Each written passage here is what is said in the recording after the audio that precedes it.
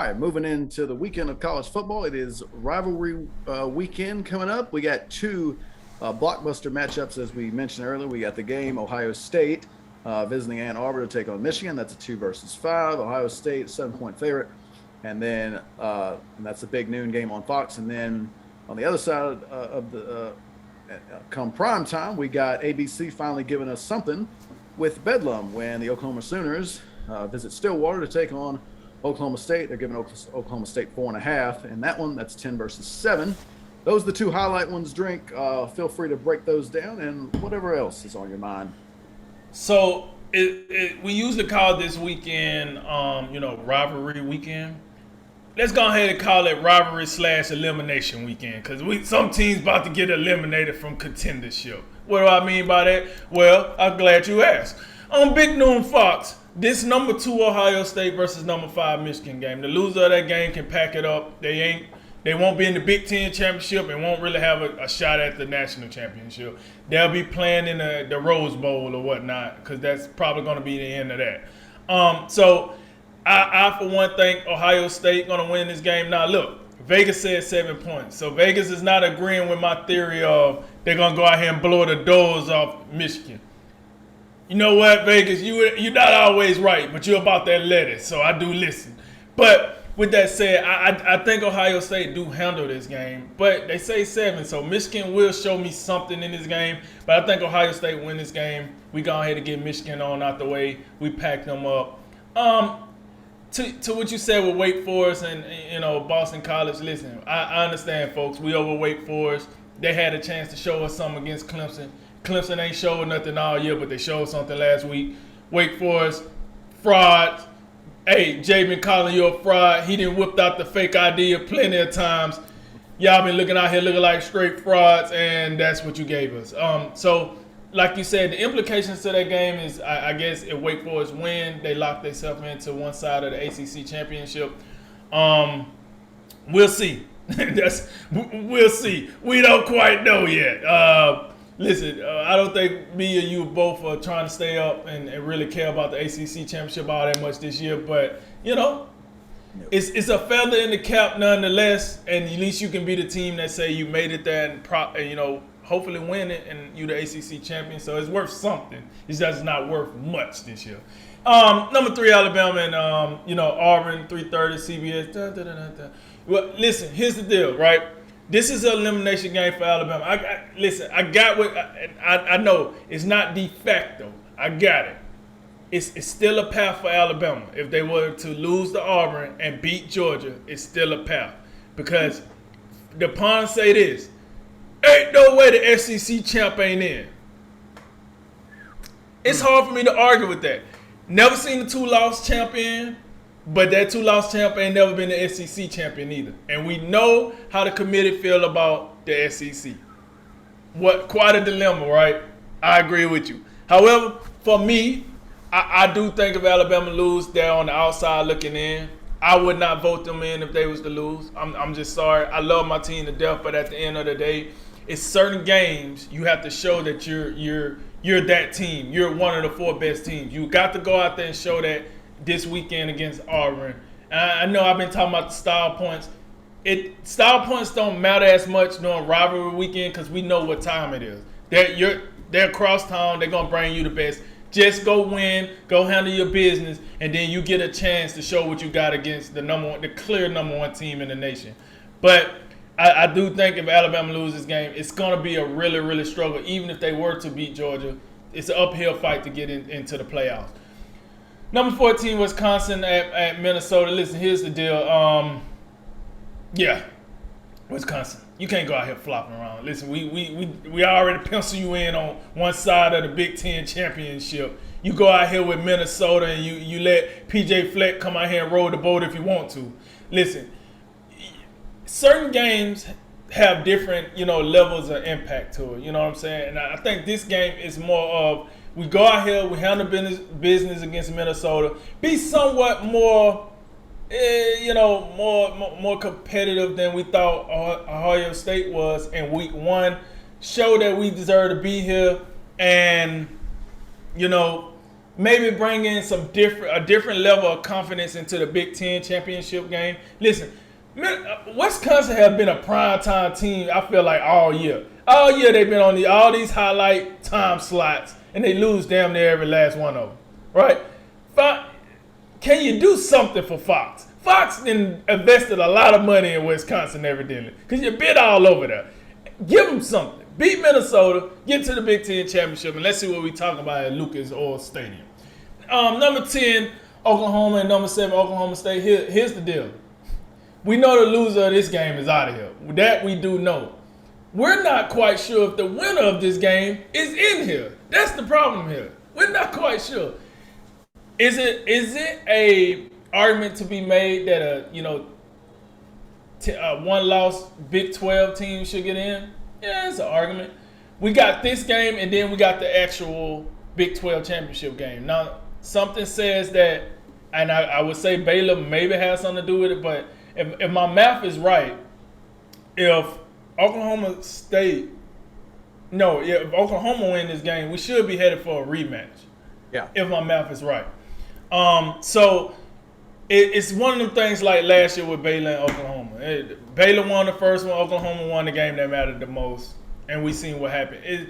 Big 12, they just got to be messy. They can't be clean. It can't be clear cut. Can't be like, oh yeah, we know what's going on. It got to be a little chaos in there. Yeah, it's because they don't have the divisions. Right. So with that said, I think the Big 12 is really on notice, as you said in the lead-in. They're gonna really be on notice because this will impact what we see next weekend in the Big 12 championship game. But listen, man, like I said, that loser of the game, as they call it, Ohio State and Michigan, that's gonna have a lot of impact. Alabama and Auburn in the Iron Bowl, and listen, folks, we already know. When Alabama go to Auburn, strange things happen. They haven't won that since 2015. So remember that. That's a long time. We in 2021. For those that think that was yesterday, that's 6 years ago the last time they actually won now.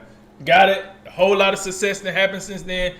This is why this is one of the best rivalries in college football, if not the best. It depends on who you talk to. But like you said, Jay, before the show, damn good slate of college football. We in November. You know, this week is elimination weekend. Next weekend will be championship weekend, and then we find out what's going to happen after that. I can't wait for it. Woo! Let's go, baby. Yeah, man, you're looking at like elimination weekend, like you said, also rivalry weekend. There's plenty of other solid matchups, but we're looking primarily. Most of these I'm looking at the playoff, and then there's a couple just nice little conference championship considerations. But I got to tell you, like I think you were kind of where I'm at with Ohio State, Michigan. That line surprised me because last week I think they had it about a 20-point line for Michigan State, and Michigan State beat Michigan. So, but yet Vegas thinks maybe it's the home field. Maybe I'm not sure, but or the rivalry, just the rivalry itself. I guess. Yeah, what that tells me is maybe they got to think it's going to be low scoring. Because that's the only way I think Michigan can have a chance. And same thing I thought with Ohio State, Michigan State.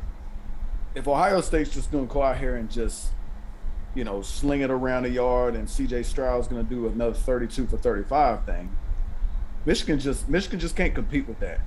They're just not as explosive as Ohio State. So, I mean, Michigan, for them to win this game, I think they got to play perfect. They got to run the ball. They got to control the clock. They got to limit penalties. They can't turn the ball over. It's going to be a lot to ask, and I think they have to. They want to be in one of those games where the fewer possessions, the better. Like just kill the clock every time you can to shorten the game, so you hopefully can keep that Ohio State offense out of rhythm. I think they got Michigan's the 5th best team in the nation. They've had a great season. Like they lost to Michigan State. That was a game they should have won it. But they've had a great season. I think you got to give Jim Harbaugh a little bit of credit. He's not going to get the flowers, so to speak, until he wins this game, though. This is one you just got to have at some point. But I do think it's a tough ask, and I think Ohio State will win this game. They've been playing great football lately. The same thing with the Bama line surprised me too, because I think, and you mentioned it, just they've lost the last two meetings at Auburn, I believe. So, I mean, that's just a thing. Like when they go to Auburn, I mean, I mean, you think about it, the underdog team in rivalry weekend. Like sometimes that's like what that team. That's all they have left to play for. They're not playing for the playoff. They're not playing for the SEC. They're not playing for nothing but pride, really. So Alabama's going to get Auburn's best shot, and we know about Bo Nix. He played better at home for what it's worth. He had a whale of a game a couple years ago. I was just gonna say, I think Bo Nix is out of this game. That's why I think the line looks like that. I think he's out, and it's T.J. Finley that's gonna start. And it seems like Vegas don't have a lot of belief in T.J. Finley. Thanks for bringing it up then, because that does make sense now. And if that's the case, then Alabama better come out here and roll them up. Because they need. I mean, I know you said. I think you are right about the style points. I think it doesn't matter really that much for rivalry weekend because, I mean, you just never really know what can happen. You know, those games are so much driven on emotion, but that does make a lot more sense. And Oklahoma State and Oklahoma, I said it before the show. I think this is the year. Like, I mean, you're looking at Oklahoma State. Oklahoma's didn't own them in the past. I think in the past, like 19, 20 years, Oklahoma State's only beat them twice. And Oklahoma it's not the same Oklahoma team that we've seen in years past, you know, running down the list of Baker Mayfield, Kyler Murray, Jalen Hurts. Now you skip one Spencer Rattler. And I think Caleb Williams has helped this team, but the offense it's not as smooth as it used to be. I mean, they're not just out here lighting people up the way they used to. I think this year, look, if you Mike Gundy, like, you need one of these, man. You need one of these, and you are correct too. Like, but I think the Big 12 in general, it's an uphill battle. But whoever wins this game, if they can win the Big 12 title game, they're gonna have a shot. But first things first, one of these teams got to win this game. I think Oklahoma State's been hot recently. They've only given up 23 points in their past 4 games. Their defense has really help them out. I think it's one of the best. I think it's the best defense in the Big 12, and it's turned into one of the best in the country. So I think it's one of those kind of like, if you can't win this one, when are you going to beat Oklahoma, Mike Gundy? When are you going to get it done? So, and then, you know, the other two conference considerations, if Wake Forest lose, then it go back to Clemson. It is important, you know, for Wake Forest. Really, I'd like to go in there like, did y'all really think y'all was making the playoffs? You couldn't have thought that. Like, y'all, no. But look, I mean, if they win this game, they'll go to ACC championship. And regardless, Wake Forest, Pittsburgh, I mean, those teams are just, I mean, those aren't elite level programs. They're just normally middle of the road ACC teams. Look, there'll be something to be said for that game, and you know, whoever wins that, they'll make a big bowl. And then Wisconsin, they've been playing great football lately. That most likely, even if they lose this game, a lot of things have to go wrong for them to fall out of the Big Ten title game. But definitely for the confidence and the psyche, especially if they're gonna play Ohio State, they need to come in like rolling. But I think it's the same thing regardless. I think it's the same thing like Wisconsin, Michigan State. It's the same thing for all of them. I just don't think they have the speed. They don't have the same firepower that Ohio State can throw at you. There's a lot of other good games. Like I'm looking at Baylor, I'm looking at Oregon and Michigan State. Like all of those teams have had good seasons. They just unfortunately got the 2 losses right now. So, I mean, they're out of playoff contention. The thing you brought up that I did want to touch on, which is interesting, if Bama was to lose this and then beat Georgia, I don't know. I do remember when Auburn had 2 losses. They had just beat Bama, and there was a lot of talk. If they had beat Georgia in the SEC title game, a lot of people thought they would have been in because they just had so many great wins. Right. I'm not quite sure it would be the same exact thing for Bama. I don't know if their wins are as impressive as Auburn's was back during that season.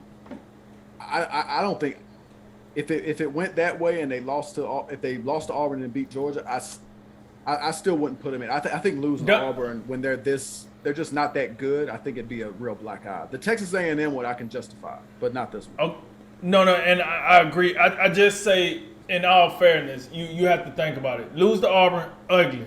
But then you will have a win over number 1 Georgia that we think has been the most impressive team from time to time. And the top 10 Ole Miss. Ole Miss is number 9, played last night, won that game. So you know next week they'll still be in the top 10 somewhere. So you have 2 clear-cut top 10 teams over SEC, and then you throw in the rest of it. That's why I think some people have an argument for it. But like I told you, as an Alabama fan, if I'm keeping it real, I wouldn't like it, and I would have them out.